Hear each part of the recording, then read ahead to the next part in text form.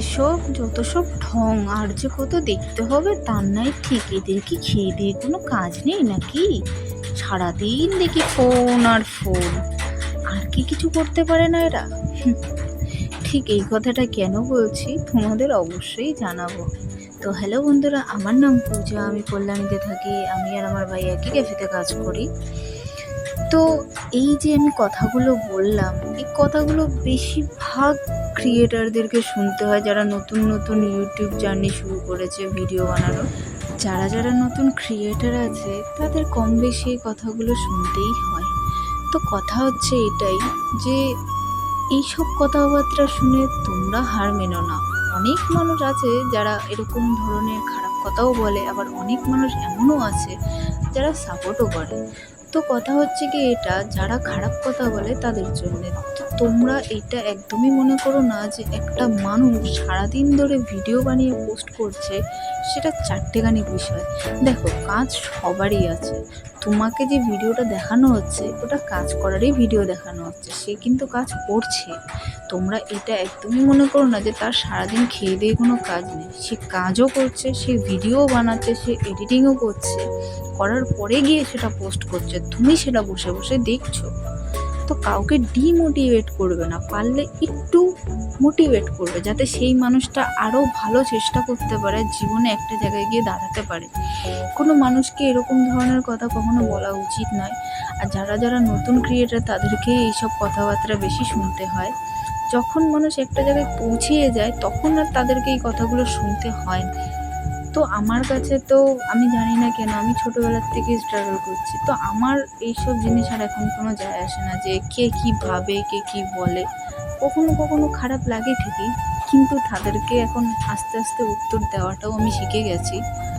তো যাই হোক, যারা যারা নতুন ক্রিয়েটার আছে তাদেরকে তো আমি সাপোর্ট করি, এমনকি আমার তরফ থেকে তো আমি তাদেরকে হামেশাই সাপোর্ট করব।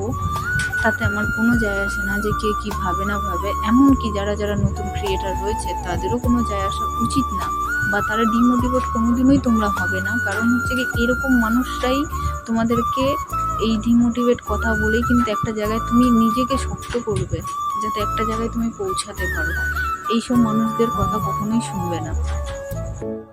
যারা ভিডিও বানায় তারাই একমাত্র জানে যে তারে কতটা স্ট্রাগল করতে হয়। সারাদিন কাজ করা, ভিডিও বানানো, আবার এডিটিং করা, সময় বার করে, তারপরে নিজের জন্য কোনো রকম কোনো সময় থাকে না।